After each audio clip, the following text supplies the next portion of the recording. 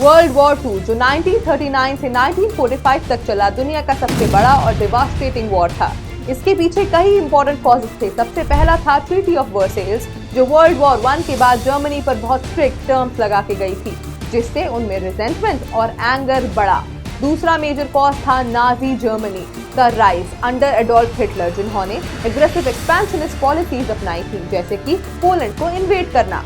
तीसरा रीजन था अपीसमेंट, जब यूरोपियन पावर्स, खासकर ब्रिटेन और फ्रांस, हिटलर की डिमांड्स को अवॉइड कर रहे थे, इससे उनकी बोल्डनेस बढ़ी। फेसिज्म और टोटलिटेरियनिज्म भी इस वॉर का एक मेजर फैक्टर रहा, जहां कंट्रीज जैसे इटली और जापान ने एक्सपेंशनिस्ट पॉलिसीज फॉलो की थी। वॉर ने दुनिया को डीपली अफेक्ट किया। मिलियंस की डेथ हुई, सिटीज डिस्ट्रॉय हुई और इकोनॉमी कोलैप्स हो गई। होलोकास्ट जैसे हॉरर्स भी इस वॉर में हुए, जिसमें नाजी जर्मनी ने ज्यूज को सिस्टमैटिकली टारगेट किया।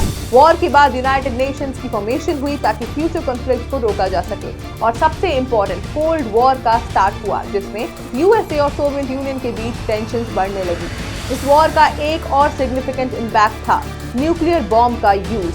जब यूएसए ने हिरोशिमा और नागासाकी पर 1945 में एटॉमिक बॉम्ब्स गिराए, जिसने वॉर को तेजी से खत्म कर दिया, लेकिन साथ ही दुनिया को न्यूक्लियर वेपन्स के डिवास्टेशन का सामना करना पड़ा, जिसका इम्पैक्ट आज भी हिरोशिमा नागासाकी में दिखता है।